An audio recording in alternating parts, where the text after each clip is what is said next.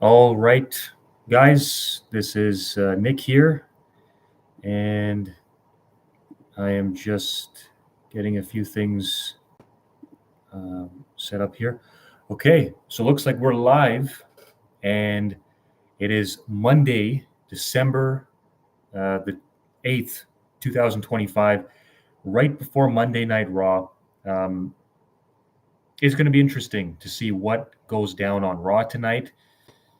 If there's an indication of anything, we've seen that, Raw doesn't always tend to be the most exciting show.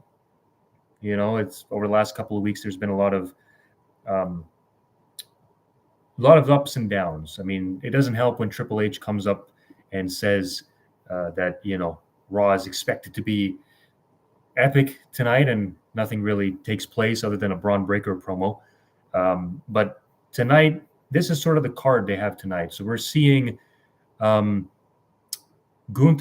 who's returning to Raw after winning the tournament. Now, this is probably going to be the biggest segment of the night, I would say so, because I think we're going to see Gunther cut a promo. We're going to see it he's going to be very passionate about this. He's going to really dig deep. I feel like he might even go into like a little bit of a history of some of the other people that have competed against Cena, and see how he's going to differ from them. And I think he's going to really build up this idea that, he's going to tap Cena out. But the truth is, that could be his downfall. I feel like, being in a position where you are constantly saying that you're going to tap someone out, and saying like, hey, make sure you watch my match against Carmelo Hayes, because I want you to see not Carmelo Hayes, LA Knight, although he did face Hayes as well. Watch my match because I want you to see how I'm going to beat this person. How am I going to beat this man? Because that's the same way that I'm going to beat you. And that is a very bold statement to make, because I think the last person to ever tap Cena out was, who was it, Chris Jericho or Chris Benoit, or one of those guys back in like 2003 or 4. So it's been well over 2 decades. So that is something that hasn't been done before. And if you ask me, I personally do not see Gunther. I personally do not see him winning this match, simply because of what he said on SmackDown following his match with LA Knight. He said that he was going to tap him out, and usually when someone is going to say something like that, make that declaration, usually that means that the opposite is going to take place. Usually that's what it means. I feel like they're building this up to the point where Cena will win, and he will leave Saturday night's main event with his hand held high. And although I've discussed on this channel that, there's a chance that Cena, might want to put over Gunther, I feel like the way that they're booking this, I think Cena, up until this point, I mean, he's lost most of his matches. So it's only right that as a way for him to go out, I believe having him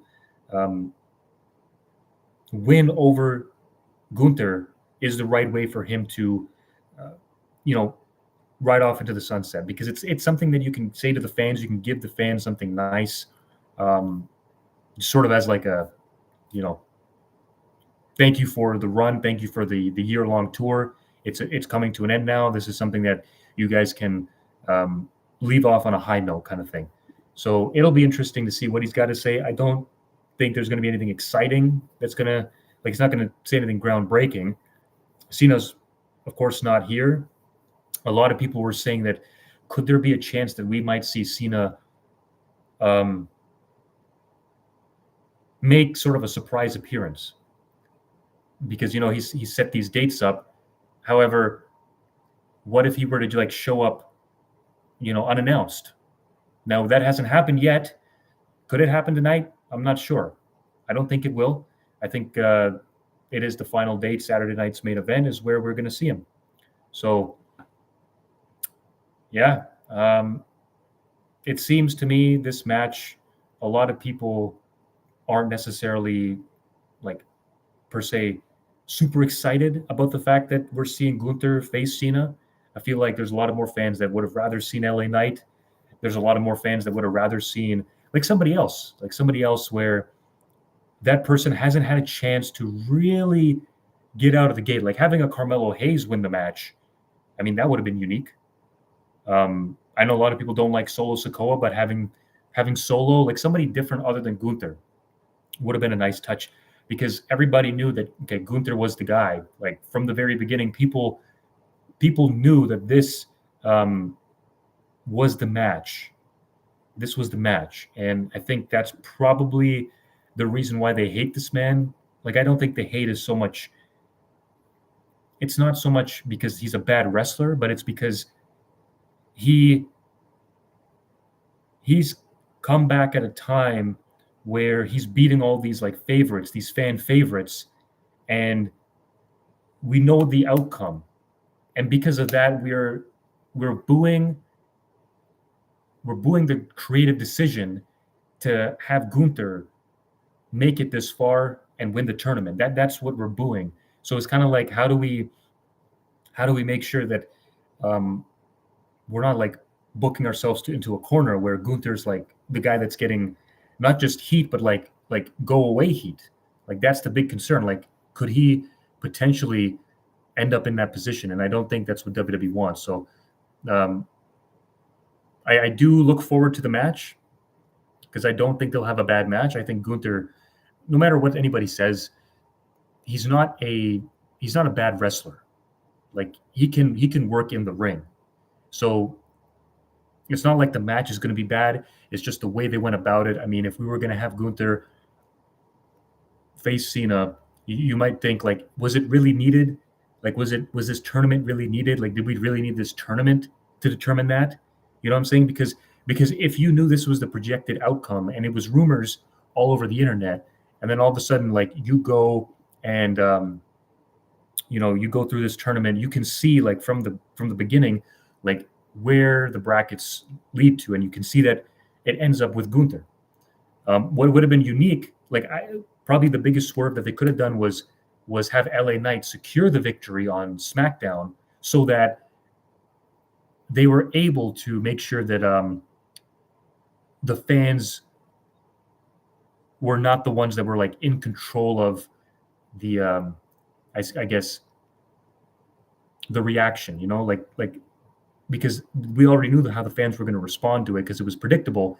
But now WWE could have said like, we make this swerve so that you don't see it coming. I mean, I at one point thought Triple H was known for that, like being the guy that can be unpredictable and really like show you like this is something that you may have not expected, and that's exactly why we did it. I feel like that could have probably been very, very good, but I guess it all depends on what they were planning to do. Like they were already having this plan in place to have Gunther kind of go over. So it'll be interesting to see. That's pretty much the talk of the town. Like who is Gunther going after? Once he beats Cena, where is he going to head into? I did record a video on that, and I'll be putting that out later this week to discuss a little bit more in depth. But that's the news on Gunther. We're going to see AJ Styles and Dragon Lee face off against the War Raiders, and they'll be in a World Tag Team title match. That should be a good match. AJ and Dragon Lee, they've been a great pairing. I thoroughly enjoy them as a tag team. I think this is the concern on most of the brands right now. It's that there isn't a lot of like great competition. Like there isn't a lot of like outstanding competition where the teams can put on a show and make it mean something. Because like the War Raiders, I mean, I don't know, I haven't seen them all that too much, and I haven't seen them like on TV as much. But I do look forward to this match. I wonder what they have in store with the tag team titles, because I do know that AJ Styles, it's projected that he will probably be retiring very soon. I mean, it could be next year. So it'll be interesting to see like how long they keep this run up, and who their challengers might be. Like, who are the ones that are going to take the titles off of them? Because there's not a lot of tag teams right now on the roster that can actually like compete for those titles and say that like they're credible enough to win those titles. So it'll be interesting to see who wins this match. We also have Lyra Valkyria, who's going to be facing off against Roxanne Perez. Don't really care too much for this match. I'm sure they're going to continue to progress this Judgment Day story.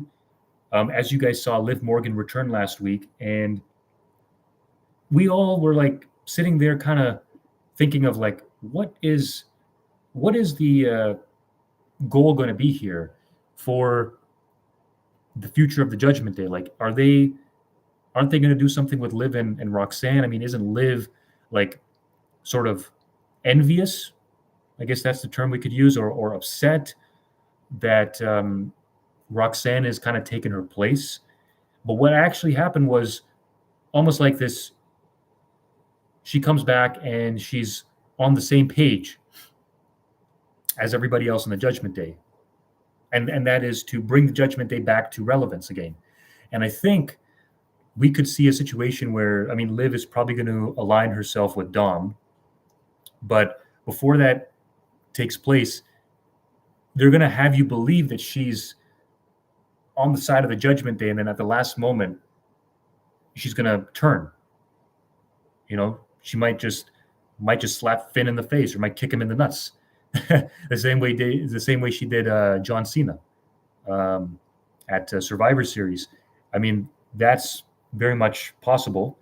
I wonder when they could do that. I'm not sure if they want to do it right away, or they might take some time. I think they could take some time, but maybe Royal Rumble. Maybe they slow build it a little bit. But outside of that, we also got Stephanie Vaquer.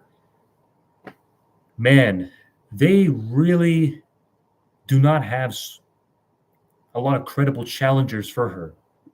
Like, I wish they had like NXT women that would like challenge for this title, because up until this point, she's faced Tiffany Stratton and Nikki Bella.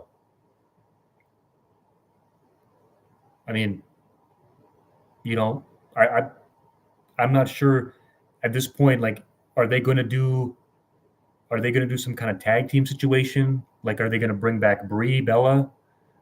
Are they going to do that, or who is it that she will face as a challenger? I mean, I'm not even sure. I wonder who her challenger is going to be. I know we saw Liv Morgan last week interrupt Stephanie.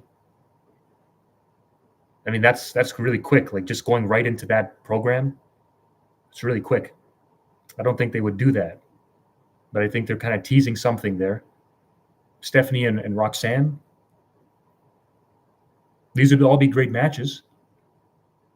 And I think they might have something in store either for Saturday night's main event. This might be the only women's match on that card, or it might be for the Raw after New Year's, the first Raw on New Year's. But it'll be interesting to see. I think Stephanie, overall, like, her in-ring skill set, it's always been there. Like, she's always been great in the ring. However, the issue here is pairing her up with the right talent so that she's able to perform at the level that you'd want her to. She is way more than just a simple one move wrestler, right? And we understand that WWE's plan is always to brand the wrestlers. Like there's got to be a special reason why you'd want to, let's say, care for a wrestler over another. Why would you promote one wrestler over another? And what is their specialty? Like there's always a reason for it. But I feel like they do it so much, like they shove it down your throats too much. We see that with Jey Uso. Jey Uso, although overall he's like, I would say, as a wrestler, like he's not unique. He's not like unique in the ring. It's his gimmick. It's his yeeting gimmick. You know, coming out, doing the whole yeet movement, and that's really what he's known for. But when you're in this business, you've got to keep it moving. Like you've always got to be adaptable. You've always got to be unique, coming up with different things. And I think we don't always get to see like the full scope of a wrestler in the ring because they kind of limit you. They limit you to what you're able to do. And again, I understand why, but I also understand like you start to overdo something or you start to overexpose somebody if you don't give them the free will to kind of like maneuver themselves and really work on honing their craft in the ring. I think Stephanie is way more than what you put her out to be. She's working on her promo skills. She's not the best promo because of the language barrier, and that's not a reason to sit there and criticize her. You know, if she was very well versed in English, I mean, she'd probably be a great promo. But I think the last thing we want to do is turn her into a star that the fans are starting to get irritated with because she does the same thing over and over again, or she's known for this one thing and that's it. You know, like she's not versatile. She's not unique. She's not somebody that stands out. I'm not saying she needs to be like this whole like in-ring technician. I'm saying give us more of who she really is. You know, and that's, you know, a well-rounded performer. So we'll see who she gets to face. I'm not really sure. I will say this. I think they have the right women in the roster, but I'm not sure if they're using them correctly. And I also believe that the brand split, you know, I'm not even sure if they're really abiding by the brand split as much as they used to.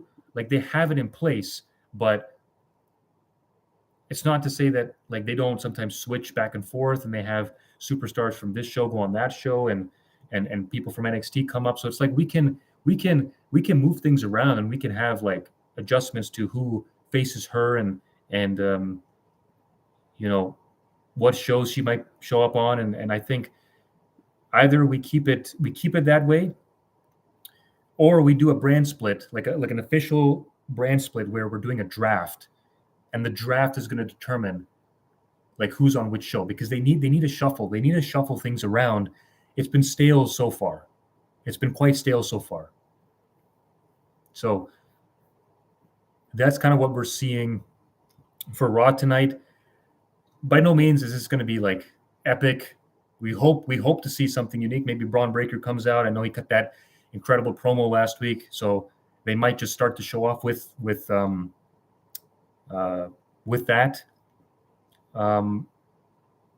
I'd like to see something like, you know, like on SmackDown where Cody attacked Drew in his rental. Like do something like that. Like do something shocking. Do something like out of the box original that would make it make it seem different. Especially because this is the last Raw before Saturday night's main event this Saturday. Like, let's stir things up. You know, treat this like it's a PLE. Because when you do that, then you tend to bring out your best work. Like, let's do something unique tonight. And you know, I'm trying to see something like they do something with not just the show itself, but also like as they head into Saturday night's main event. I want to see I want to see a little bit more intrigue for this show because, as you guys know, Survivor Series was the last show that they had, PLE, and it was just middle of the road. I gave it a C grade. I couldn't care much for it. I hope that this PLE or this final Cena this match and the final Saturday night's main event turns out to be one that is memorable. If we look at, I'm just looking at some of the ratings here for Monday Night Raw, and in the last couple of weeks, I mean, their viewership, the last rating that I have here, I'm checking it on what was it, November 17th. So that's 3 weeks ago. The ratings came in. They were at 3.1 million viewers for Monday Night Raw. 3.1. The past, they've had 2.8 million, 2.4 million, 2.3 million. It seems like they were building up on their way to War Games. But the ticket sales tonight, they've distributed 7,000 tickets, and there's about 978 tickets still available per this report that was put out just a few hours ago. They still have tickets, and that should also show you that, I mean, the product right now is not really hitting like it was. Also because it's the end of the year, holidays and all that, you know, I guess people are not tuned into wrestling. There isn't a lot of big hype around big shows right now. It's just kind of, you know, what is happening on Raw and SmackDown. And we also know that there's big news, right? That AEW with Warner Bros has been acquired by Netflix, and so, you know, that's a big story. That's one that I also talk about on my channel here. I'll probably be posting a video about that, but we kind of go in depth into like what is going to happen for AEW, and could this mean another wrestling war? Could this be an actual war between two companies now that, you know, they've been acquired by the same company, Netflix? So that's in the news, and I think there's a lot of truth to what is being said about AEW. Like it's very possible, like once they hit 2028 and they're looking to sign or re-sign, if they're continuing to do the same thing that they are now, it's going to be very, very tough to see them re-sign or be a continuous part of the programming, simply because on a streaming platform like Netflix, they're only going to favor the top company, the company that produces the most return for them, and that is WWE. It's just by default. There's no other way to kind of look around that. And I wish there was a world where we could have competition and still have both companies kind of like go at it. But I believe this probably it's going to be the kick in the rear that Tony Khan needs if he's really gonna keep this going, if he's really gonna have this company going and really produce content that could actually rival WWE. Because in terms of creative, it's not really that hard to rival this company. Just look at their content, man. Just look at their production. Just look at what they put out. They could be doing so much better. So sure, financially, it can be tough to compete with a company of that nature, but you can compete creatively. And at the end of the day, creative is what's going to drive you more streamers, people that are going to stream your content every single week, whether it's Dynamite or Collision or any pay-per-views you guys put on. If you can just focus on putting together character development, the story will write itself. The show writes itself as long as you have characters with layers and as long as you develop them over time. I understand that a lot of their show is about doing something different and standing out, you know, from the competition. And they do that a lot. Like they try to bring out different match types. They try to make sure that they don't look like they're WWE, because they don't want to look like their competition. But the truth is, You can't just look different and expect people to tune in because you look different. You've also got to make sure that you're connecting with the audience. You're doing what works, but you're putting your own twist on it. That's important. And that's what I believe. I believe Tony Khan, if he understands that well, and this could be the kick in the rear that he needs. This could be the kick in the rear that he needs so that he and AEW can thrive in this partnership. That's why I was saying at the beginning, this could very well be a new wrestling war. It could be a wrestling war, only if they care enough about their fans and they care enough about their product. We know what happens when companies sign their deals, they get their money, and at the end of the day, they don't care anymore. Triple H is a prime example of that. We saw this man at his peak, and it was literally, what, a year and a half ago? Under 2 years ago. It wasn't even that long ago that we saw this man at his peak in his creative role. And all of a sudden, we're talking like in a matter of months, we can't even recognize the company anymore. We can't even recognize what this company is. So when you look at that, and if you're in Tony Khan's position, you're looking at this company and you're saying, man, that product is a joke.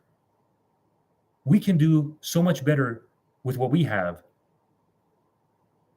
And we can actually rival this company. And I mean, they were doing a pretty good job prior to the pandemic back in 2019. But as I said, man, people get complacent. And they get complacent, they sit down, they do what continues to work. As long as it's not bothering them too much, it's not making that much of a dent, they just keep rolling with the punches. They never break, they never fix what isn't broken. But clearly, when you look at your ratings, and I'm talking about both companies, right? Both companies here. The ratings this year have continued to go down. And that speaks volumes, because I just said, like a year and a half ago, we were not even having this discussion. So I'm gonna, as I said, that video is gonna come up. I will say probably tomorrow around noon, tomorrow afternoon. I'm gonna be dropping that video. It's gonna go into the Netflix, Warner Bros, AEW, WWE. What does that mean? What could the future look like? Where should these companies go now that this, like, we're talking the end of the year? Where should they go for 2026? Because at this rate, WWE can continue. They can continue with what they're doing, and nothing is going to affect them, because they are literally, like, when you look at number 1 and number 2, WWE, AEW, there's such a massive gap. It is so big. Like, sure, they're number 2, but it's a distant number 2, because financially speaking, WWE is making record sales. Their target audience is not you and I. Like the fan, the wrestling fan that grew up on this, that's not their target audience anymore. And because of that, you've seen the ticket sales, what the prices have jumped to. So WWE can sit there and not have to put in as much work as AEW does to actually make a dent, to get the viewership going up again. It doesn't mean that Netflix and ESPN aren't upset with WWE. They still are. They, quite frankly, are still very upset with them. And it's going to be interesting to see, does AEW bounce back after this? And that's what I look forward to seeing. Like, I want to see both companies thrive, because, as I mentioned, like, this is great for the fans. Like, the fans are the ones that win. And at the end of the day, if your fans win, they will pay for a good product. I mean, the fans are literally dying to pay for a good product. They want to see good pro wrestling. But the option isn't available, at least not between these two companies. Okay? I mean, there's a moment here, there's a moment there, but there's no story. There's no long-term storytelling that makes these shows compelling enough to sit through from beginning to end. There isn't. So when I talk about what we're going to see on Raw tonight in a matter of minutes, I mean, none of this really like gets you excited. And here's the thing. The only thing that really is worth discussing is John Cena, because he's going to be retiring in his retirement match this Saturday. I want you guys to think about this, because I talked about it in a previous video on my channel. It's up there as well. Chris Jericho coming back to the company. You see, they offered this man a contract, and it's a year-long retirement contract. But the question is, after seeing what they did with Cena, and after understanding that their mission with a farewell tour is simply like, if we put the guy's name on the card, it sells itself, because it's the last time that he's going to be at the show. So think about that. Like that's their whole purpose behind a retirement tour, is at least in this era of TKO, that's how they're thinking, right? If we just put Cena's name, if we put Jericho's name on the card, we don't have to do a thing, because it's the last time he's going to be there. So we automatically sell that place out. And it's not a lie. Like, they've been selling out because Cena's on the card. And I believe Saturday night's main event is probably sold out already. They're doing a whole like pre-party, after party outside the arena. Hundreds of thousands of fans are going to be there. I mean, it's sold out. So now the question is, do we really need to be seeing more retirement tours, farewell tours? Is that just a way for WWE to be lazy in their booking? And again, I hope that that's not the case, because at least at the beginning of this year, we saw John Cena have some promise. Like, there was some promise, at least at the beginning of the year, with what was being shown on television. Him being at the Royal Rumble, him, going to the Elimination Chamber, beating CM Punk, turning heel. Like, there was promise at the beginning, but then it just went downhill. And we don't want something like that to repeat. You know what I'm saying? Like, we don't just want like if a star comes back, we're going to have this in this major storyline for the purpose of just putting them in a storyline for that last year. But if things screw up, we have to like change quickly and make it looks awkward, though, because you have limited dates. So like, if you're going to take some kind of risk, you have to understand, like, is it worth taking the risk? Is it going to insult the fans if we turn this guy heel back to babyface, back to heel, because the fans don't like this angle, so we have to switch it to this angle? And then it turns into a whole cluster of just moments after moment, which is what we saw with John Cena. As long as they have this planned out, I would love to see Chris Jericho back. I think we'll probably see him back probably at the Royal Rumble. But I really hope that they don't make this sort of like a stipulation, like a requirement, if you say, like, you can come back as long as this, we can give you a year-long farewell tour. I don't know if Chris Jericho wants to do that. I don't think he wants to do that. And if I was Chris, I just wouldn't take that. And if he did want to retire, like, he's looking at John Cena's tour, and behind closed doors, he must have that conversation that, if I'm going to do this, there needs to be control that I have over how I want this done. Because you do not want the last year to leave a negative taste in people's mouths because it wasn't prepared well. Things weren't done well. That's the last thing you want. It's the last thing Chris Jericho wants as part of his retirement tour. If he does go through with that, personally, I don't think Jericho's ready to retire, and I don't think that I don't think he's going to come back on the condition like you can be back as long as you're part of this, retirement tour that we want to put you in. But as I said, like they do this because they feel as if we can we can make money off of the fact that this person, they're going to be in these different places, and we can market a year in advance and make money off of it. It's lazy booking. It's lazy booking if you do that. So I really hope that we get to see something different this upcoming year. I mean, people were saying, LA Knight could be in a feud with Chris Jericho. I would love to see that possibility, that matchup. Chris Jericho versus Gunther. I mean, come on. That'd be phenomenal, But have it make sense. Have it play out correct, and make sure when you're taking these calculated risks that you look at every different option. And maybe this Cena tour maybe taught them, like, we have to look at different options because things can take a turn, and we have to know how to pivot. You've got to know how to pivot.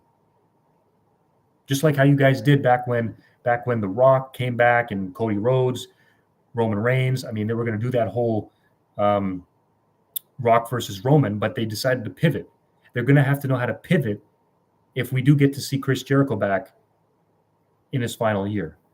But that's pretty much it, guys. I mean, that's the preview for Raw this week. I know I went on like a little bit of a tangent here about ratings and who's coming back and whatnot. But the thing is, unless WWE gives us something meaningful to talk about, like unless they give us something meaningful to look forward to on Raw, other than a few segments here or there, the conversation is always going to be about the big names, John Cena, Chris Jericho, what's going to happen at the big PLEs. And I hope, as I said, that they can turn things around, and they can like turn things around quick, because Saturday night's main event is coming up, and they still got SmackDown this week, and they got Royal Rumble coming up. Like, I hope that they can look at this year and say, you know what, let's make sure that the way we capped last year off, we're going to start it with a bang this year.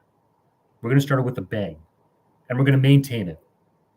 Because I know they have the capability, but for some reason they just choose not to do it. And that's what happens when you get complacent. So anyways, guys, that was the preview for tonight. Raw starts in a minute. I'm going to head out. I'm going to tune into Monday Night Raw, and I hope you guys enjoy. I'll be dropping a bunch of videos this week, tomorrow as well, so make sure you check it out. And make sure, if you love the video, if you love my videos, subscribe, hit the notification bell, because we'll be talking wrestling, everything wrestling all week, and for the rest of the year. So I'll see you guys later. Take care.